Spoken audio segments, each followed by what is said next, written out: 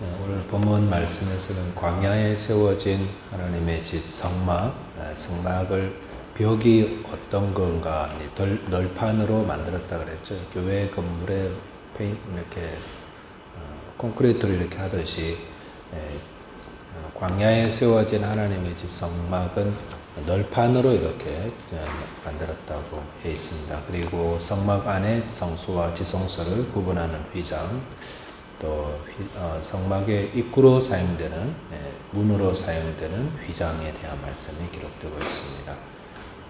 본문 통해서 또 성막 안에 주시는 그 하나님의 귀한 은혜의 말씀 함께 묵상하겠습니다. 첫째로 묵상할 내용은 하나님은 우리 있는 모습 그대로의 섬김을 기뻐하신다라는 것입니다. 우리가 하나님 섬길 때에 있는 모습 그대로 가지고 섬기는 것 기뻐하십니다. 15절 보니까 너는 조각목으로 성막을 위하여 널판을 만들어 세우되라고 하였습니다. 성막의 벽은 오늘 개역 성경에 보니까 조각목이라는 나무로 알려진 십딤나무로 사용해서 널판으로 만들어 세웠다라고 하였습니다.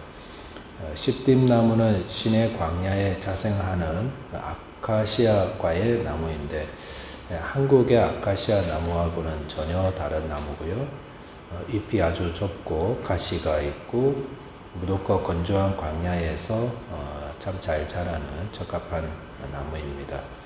이 십딤나무는 이스라엘 백성들이 광야를 이렇게 걸어갈 때에 늘 보던 그런 나무죠.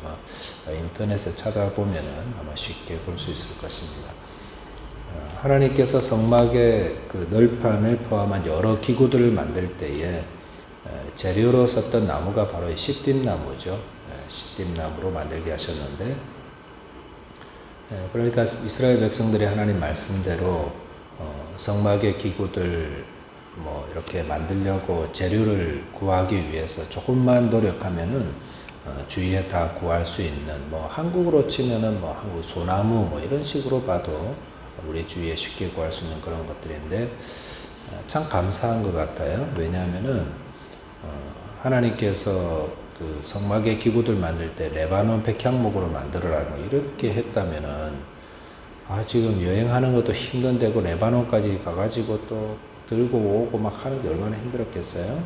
이스라엘 백성들이 저희가 보기에 추측하기에는 이집트에서 왕들의 무덤을 만드는데 동원되었다 그런 그 기록도 있곤 하는데 이집트 왕들 자기 무덤 만들기 위해서 피라미드 만드는 그 큰 거대한 바위들 여러 멀리서 이렇게 많은 사람들이 그 동원돼서 이렇게 가져오고 그렇게 해서 오랜 시간 동안 걸려서 이렇게 그 피라미드 만들지 않았습니까? 그런데 하나님께서는 성막 지을 때에 그 재료들을 아주 구하기 쉽고 가까운 데서 구하게 하셨다라는 것이요. 그래서 이런 사실 보면서 하나님이 어떤 걸 원하시는가 하는 것을 우리가 볼 수가 있습니다. 하나님은 우리가 하나님 섬길 때에 특별히 특별한 것으로 구하기 어렵고 이런 것으로 섬기기보다 그저 나의 삶 가운데에 있는 일상의 것으로 섬기기를 바라신다라는 것을 알 수가 있습니다. 그 오병이어 기적 일으킬 때도 예수님께서 특별한 음식 가지고 기적 일으킨 거 아니었습니다. 그냥 작은 아이의 점심 도시락에 든 물고기 2마리, 그 다음에 보리떡 5개 이렇게. 이 재료들이 얼마나 평범합니까? 그냥 물고기 2마리. 이거 갈릴리 바다에서 그 물고기를 거두어 잡았을 때 상품성 있는 것들은 시장에 내어 팔고 또 아주 작고 보잘것없는 것들은 다 먹을 게 귀한 때니까 또 다 집으로 가져와서 그거 요리해서 애들 도시락에도 넣어주고 반찬도 쓰고 그랬던 거 아닙니까? 보리떡 5개 이것도 그냥 먹기 이렇게 가난한 사람들이 그냥 평범하게 먹는 그런 음식. 이것으로 남자 5,000명, 여자아이 다 합쳐서 약 한 10,000명에서 20,000명 정도의 사람들을 주님께서 기적으로 먹이셨다는 겁니다. 그러니까 주님께서도 기적을 베푸실 때 우리 주위에 있는 것들, 평범한 것들 가지고 이렇게 사용하셨습니다. 우리가 하나님 섬길 때 뭐 특별한 게 있어야 된다라고 그런 것이 아닙니다. 우리에게 있는 것, 우리의 모습 그대로 그거 가지고 하나님 섬기면 된다라는 거 말씀해 주십니다. 거기에 우리의 마음을 드리고 우리의 정성을 드리고 우리의 사랑을 드리고 그렇게 되는 거죠. 본문 16절 이하에 보시면은 그 널판을 어떤 식으로 만들지에 대한 설명과 크기가 나오는데 참고로 말씀드리면은 각 널판의 길이는 그 10규빗에 넓이는 1규빗 반. 대략 그 우리 미터식으로 바꾸면 4.5m, 높이가 4.5m가 돼 길이가 넓이는 67.5cm 정도.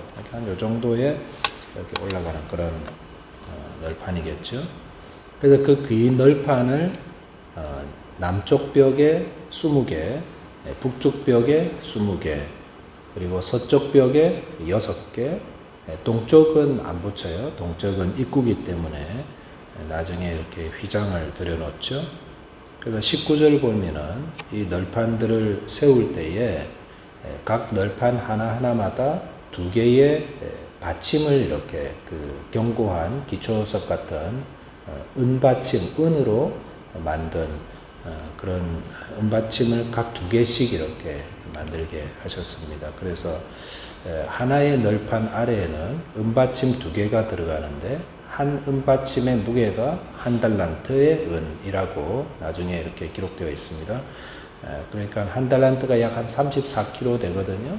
그러니까 널판 하나에 고정하는 밑에 받침은 68kg의 무게의 은받침으로 이렇게 고정하도록 이렇게 설치되어 있으니까 굉장히 튼튼하겠죠. 밑에 그 정도 무게면은 널판들을 지탱하기가 괜찮다는 것입니다. 근데 왜 은으로 만들었을까? 그것은 은이라는 것은 그 은혜를 상징합니다. 왜 그러냐면은 그 은이 어디서 나왔냐면은 이스라엘 백성들 20세 이상 된 남자들 속전 생명의 값으로 은을 이렇게 바쳤거든요. 성전세로 이래 가지고. 근데 이 은을 바치면서 속전이라고 그러죠. 내 목숨은 하나님의 것입니다. 라면서 은을 이렇게 하나님께 바쳤습니다. 그러니까 그 은은 내 생명으로 드리는 그 헌금이라는 거죠. 그래서 지금도 나의 생명은 하나님의 은혜로 살아가는 것입니다. 원래 하나님께 드렸어야 되는 내 생명이지만 이 은을 드리면서 내 생명은 주님의 은혜로 살아갑니다는 고백. 그러니까 널판이 섬김이라고 우리가 이렇게 본다면은 널판 밑에 있는 은받침은 은혜 위에 세워진 섬김이다. 이렇게 해석을 할 수가 있습니다. 그래서 우리의 사역이 어디에 세워져 있어야 되는가? 은혜 위에 세워져 있어야 된다 하는 거죠. 그래서 주님, 제가 이렇게 섬길 수 있는 은혜 주신 거 감사합니다.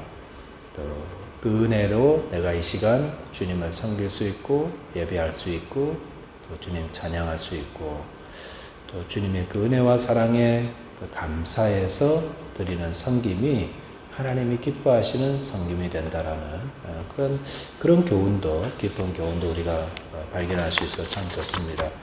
주님 식사하실 때에 주님 머리에 향유를 부어드린 여인의 헌신을 주님께서 굉장히 귀하게 보셨죠. 그래서 복음이 전파되는 곳마다 이 여인이 한 것도 함께 전하여서 기억하라고, 기념하라고 이렇게 말씀하셨습니다.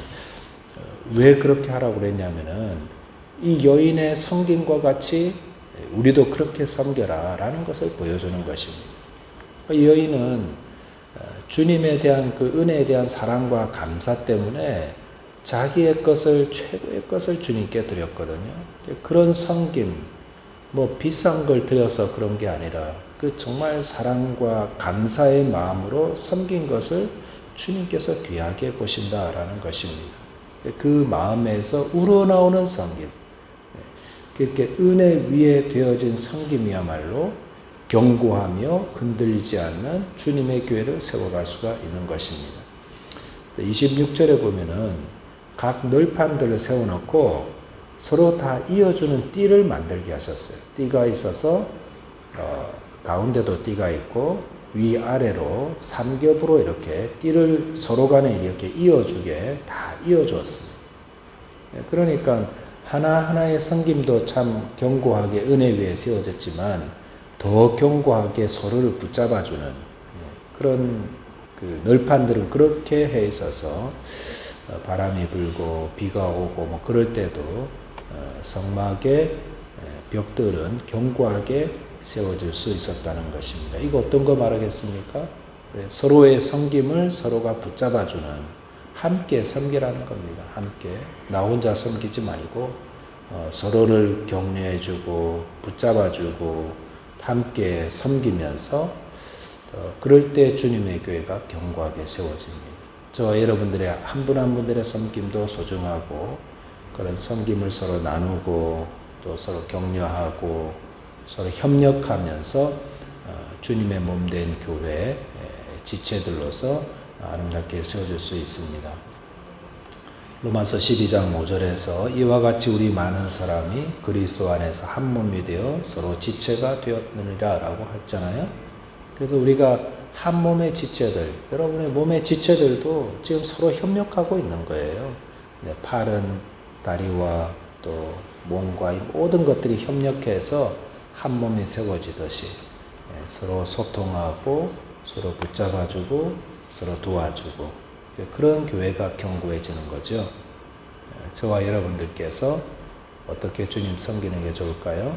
우리 다 교회 널판들처럼 주님의 교회에 주님이 주신 은혜 위에 섬기게 되고 또 서로 섬길 때 서로를 격려하고 함께 협력하고 함께 섬기는 분들 참 소중하게 여길 줄 알고요. 그런 마음으로 주님의 교회를 섬겨서 주님의 교회가 견고하고 안전하고 아름답게 세워져 가게 되시기 바라겠습니다. 두 번째는 예수 그리스도를 통해서만 하나님께 나아갈 수 있다라는 겁니다. 예수 그리스도를 통해서만 하나님과 교제하고 하나님께 예배할 수 있습니다. 31절 이하에 보시면은 성소 안에 치는 두 휘장에 대한 말씀을 하셨습니다. 이제 천장으로 쓰는 휘장 말고요. 어떤 거냐면은 성소와 지성소를 구분하는 휘장, 그리고 아까 말씀드린 것처럼 동쪽은 널판이 없는데 그쪽에 들어오는 입구로 쓰는 휘장, 이렇게 두 개가 구분되어 있습니다. 성소와 지성소를 구분하는 휘장을 쳐놓고 지성소 안에는 증거궤를 갖다 놨다 그랬죠. 증거궤라는 또 궤를 하나 만들어서 그 안에 아론의 쌍난 지팡이, 또 만나를 넣은 항아리, 그리고 또 십계명 기록한 두 돌판 이렇게 넣어놨잖아요. 그렇게 해서 이 증거궤는 하나님의 임재를 상징하고 있습니다. 그래서 하나님께서 성막 안에 거하고 계시는데 왜 휘장을 쳐놨을까요? 휘장은 하나님이 우리와 너무 다른 분이라는 것을 구분하기 위한 휘장입니다. 그래서 우리가 하나님은 전혀 죄가 없으신 거룩하고 완전하신 분인데 이런 우리 죄인된 인간과 이렇게 가까이 할 수 없는 그런 분이라는 거예요. 그런데 이 휘장이 언제 제거되었습니까? 예수님 십자가에 운명하실 바로 그때 생명이 딱 끝나는 때 휘장도 찢어졌거든요. 이 휘장이.